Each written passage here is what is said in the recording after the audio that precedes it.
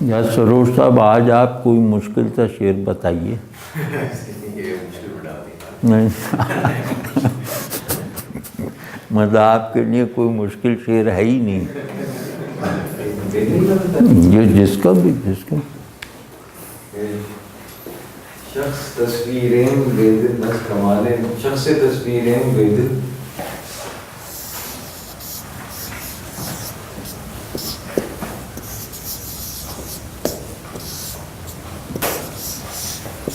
از کمال ماما purse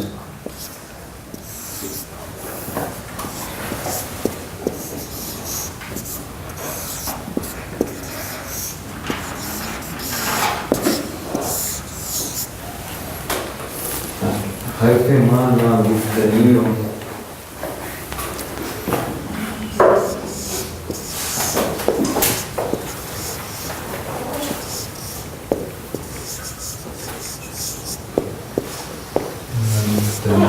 کار مانا کر نیست.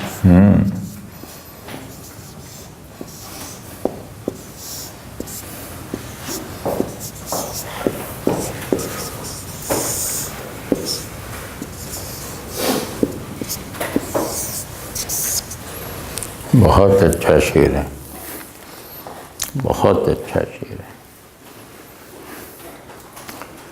اس کا ترجمہ کر لیتے ہیں کہ شخص تصویریں بے دل از کمال ما مپرس, کہ ہم تصویری وجود ہیں. شخص تصویریں وہ شخص جو تصویر ہو گیا ہو, تو اس کا مطلب ہے ہم تصویری وجود ہیں, ہم شخص نہیں عکس ہیں. از کمال ما مپرس, ہمارے کمالات کے بارے میں, ہمارے کمال کے بارے میں, ہماری پرفیکشن کے بارے میں, یا ہماری مکمل حالت کے بارے میں مت پوچھ. اس میں از کمال ما مپرس میں کہا یہ گیا ہے کہ ہمیں نقص و کمال کے پیمانے سے نہ ناپ. ٹھیک ہے, یعنی ہم میں نقص اور کمال دیکھنے کی ضد نہ کر. تو حرف ما ہماری بات ناگفتنی کہنے سے بلند ہے, اور ہمارا کام کرنے سے ماورا ہے. ٹھیک ہے, کہ ہمارا کہا ہوا, یعنی ہماری بات کہی نہیں جا سکتی, ہمارا کام نہ کرنے کے مادے سے وجود میں آتا ہے. ٹھیک ہے, ہماری بات نہ بولنے سے مکمل ہوتی ہے, ہمارا کام نہ کرنے سے تکمیل پاتا ہے. یہ خوبصورتی ناقابل برداشت ہوتی ہے جو پیراڈاکسیکل ہو نا, جو آدمی کو, یعنی کہ یہ بے دل کا ایک بہت بڑا مصرف ہے کہ یہ آدمی کو سطحیت, سپاٹ پن سے نکال دیتا ہے. کوئی شخص بھی بے دل کو پڑھ کے دیکھ لے تو اس کے مزاج میں معمولی پن کا شائبہ بھی نہیں رہ جائے گا. کہتے ہیں کہ ایک نمو کا اصول ہے جو قانون وجود ہے, یعنی وجود کا قانون حرکت اور نمو کا اصول ہے کہ چیزیں بنتی ہیں, بڑھتی ہیں اور بڑھتی چلی جاتی ہیں, پھر فنا ہو جاتی ہیں یا بقا پا جاتی ہیں. ٹھیک ہے نا, یعنی وجود میں حرکت اور نمو کا ایک نظام ہے جس کی دو منزلیں ہیں, ایک فنا اور ایک بقا.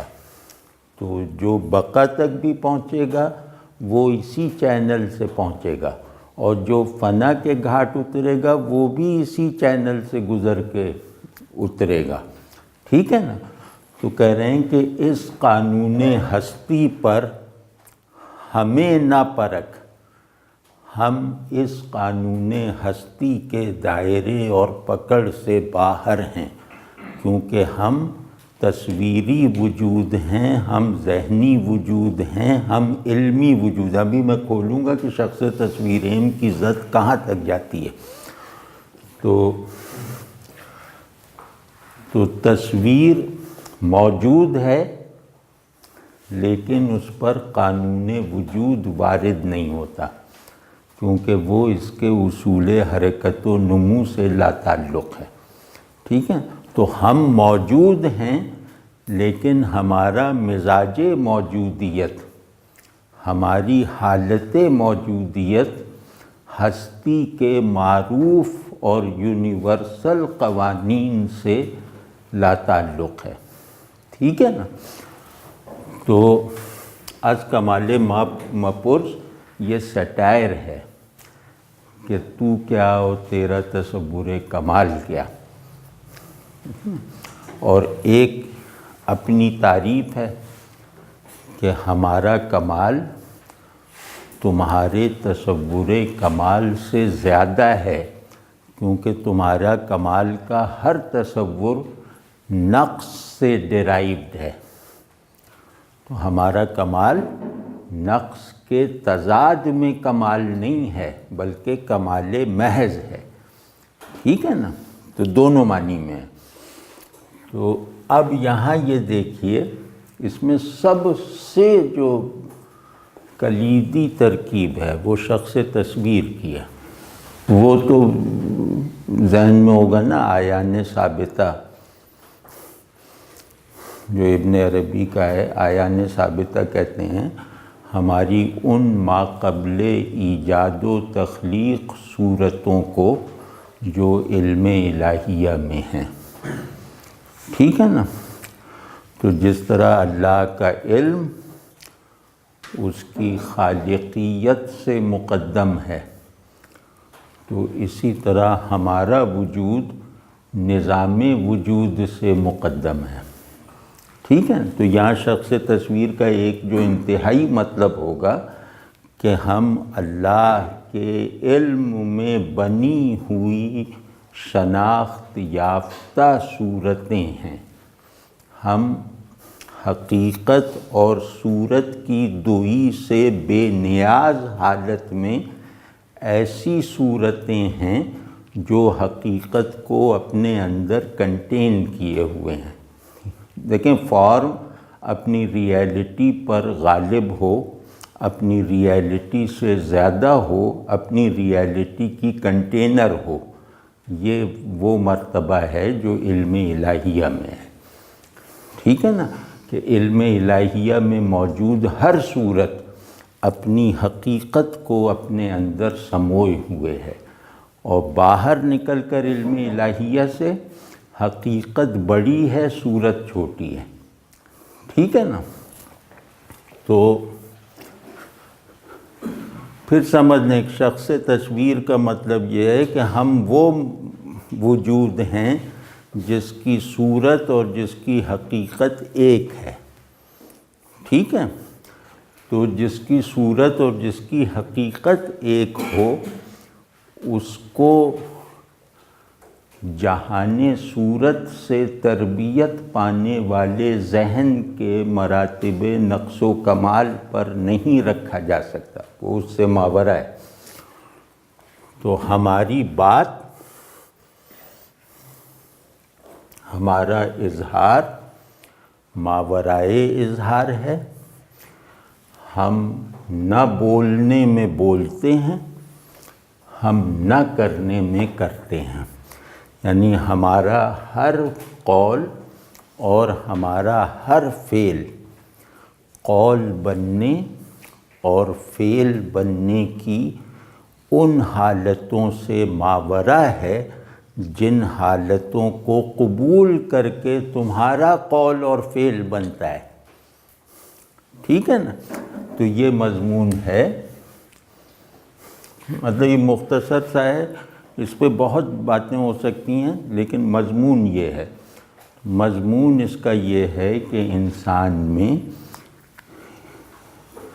ٹرانسینڈنس کا ایک جوہر ہے، اس جوہر کو اگر وہ دریافت کر لے تو زمان و مکان کی بیڑیاں پہن لینے کے نتیجے میں اس کو جن جن قیدوں کو قبول کرنا پڑا ہے، جیسے جیسے جبر کا شکار ہونا پڑا ہے، وجودی ہوں یا علمی ہوں، دونوں طرح کی مجبوریوں سے وہ نکل جاتا ہے۔ ٹھیک ہے نا؟ تو اس شعر کا مضمون ہے کہ انسان زمان و مکان سے زیادہ ہے۔ ٹھیک ہے؟ اب خوبصورتی ذرا دیکھیے، سبحان اللہ سبحان اللہ۔ شخص تصویریم کے دو معنی ہیں۔ ایک تو یہ کہ وہ شخص جسے کسی نے صورت بخشی ہو، وہ شخص جسے کسی خالق نے بنایا ہو، ایک یہ مطلب ہے۔ اور دوسرا مطلب یعنی جس سے ہم نے تعبیر کیا کہ علم الہیہ میں موجود صورت، اور دوسرا جو اس کا پہلو ہے وہ ہے حیران۔ شخص تصویر کہتے ہیں حیران آدمی کو، یعنی کہ جو اس زمان و مکان سے بلندی کے تجربات اور احوال سے گزر کر ایک ایسی حیرت میں پہنچ گیا ہے جس نے اس کو اس پورے نظام شعور و وجود سے بھی بلند کر دیا ہے۔ وہ دیکھنے میں معطل ہے لیکن اصل میں وہ اس پورے نظام ہستی و علم سے ماورا ہے۔ حیرت کسے کہتے ہیں؟ حیرت کہتے ہیں علم کے بندھنوں کا ٹوٹ جانا، وجود کی معمولی حالتوں کا ہٹ جانا۔ ٹھیک ہے؟ اسی کو حیرت کہتے ہیں نا، یا نہیں کہتے ہیں؟ ٹھیک ہے یہ بات نا؟ حیرت کسے کہتے ہیں؟ کہ شعور اپنی موجودہ ساخت کے ساتھ ایک تجربے کو نہ کر پائے، اور وجود اپنی موجودہ بناوٹ کے ساتھ ایک حال کو کنٹین نہ کر پائے، اس کو حیرت کہتے ہیں۔ ٹھیک ہے نا؟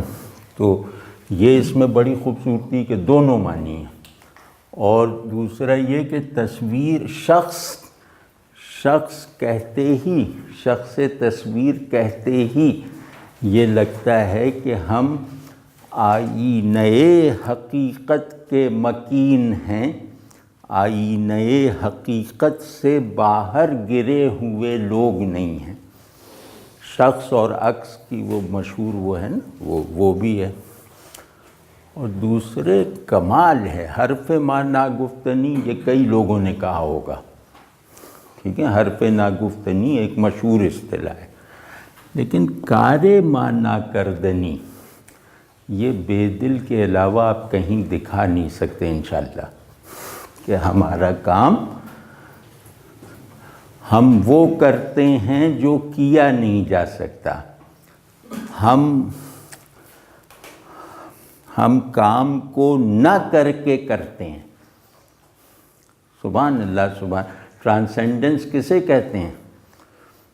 کہ نہیں ہے بن جائے۔ ٹرانسینڈنس کے معنی مکمل ہو ہی نہیں سکتے جب تک آپ اس نقطے تک نہ پہنچیں کہ نہیں ہے، یعنی نہیں اور ہے کے فاصلہ جہاں پر ختم ہو جاتا ہے وہ جگہ ٹرانسینڈنس ہے۔ ٹھیک ہے؟ تو ہم اس جگہ پہنچ گئے ہیں، ٹرانسینڈنس کے اس نقطے میں سمائے ہوئے ہیں جہاں نہ کرنا کرنا ہے، نہ بولنا بولنا ہے، یا بولنا نہ بولنا، یعنی ہے نہیں اور نہیں ہے، یہ دونوں جل کر جائیں دونوں پروپوزیشنز میں، تو وہ ٹرانسینڈنس ہے۔ کمال کا شعر ہے۔ قدیم شعریات جو ہے نا ہماری، اس میں ایک وصف بتایا جاتا ہے، اس کا عنوان ہے استحالہ بالامکان۔ استحالہ کہتے ہیں کسی چیز کے ناممکن اور محال ہونے کو، اور امکان ظاہر ایک ممکن ہونے کو۔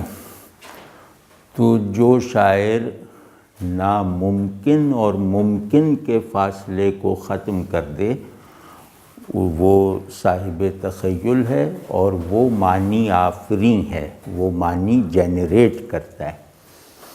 تو اس میں آپ دیکھ لیں کہ وہ جو استحالہ بالامکان کی سطح ہے وہ اس شعر میں جیسے مجسم ہو گئی۔ پہلے بھی شاید یہ مشورہ دیا تھا کہ اگر آپ لوگ مہینہ 2 مہینہ دھیان سے فارسی سیکھنے کی کوشش کریں تو ضروری فارسی آ جائے گی۔ فارسی سیکھنے میں دنیا کی آسان ترین زبان ہے، تو مطلب 60-70 مصادر ان کی ٹینسز سیکھ لیجئے بس زبان آ جائے گی۔ تو فارسی نہ سیکھنے کا اگر نتیجہ بے دل سے محرومی ہے تو یہ بہت بڑی محرومی ہے۔ بے دل کے برابر کا فلسفی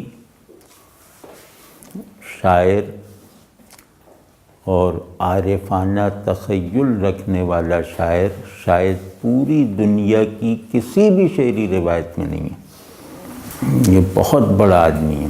مطلب بے دل تو وہ ہے کسی زندہ روایت میں، زندہ قوم میں پیدا ہوتا تو اس میں ہر عہد میں 40-50 اسکالرز ایسے ہوتے جو بے دل اسکالرز کہلاتے، جو اپنی زندگیاں اس پہ لگا دیتے۔ اتنا ضخیم ہے کلیات بے دل کا، یہ نہیں ہے کہ تکے میں 4 غزلیں کہہ دیں، مطلب اتنا ضخیم دیوان ہے اور سطح فکر گرنے نہیں پاتی۔ تو 2 آدمیوں کو پڑھ سکنے کے لیے فارسی سیکھنا لازم ہے، اور مطلب جو نہیں سیکھتا وہ غفلت کر رہا ہے، ایک رومی اور ایک بے دل۔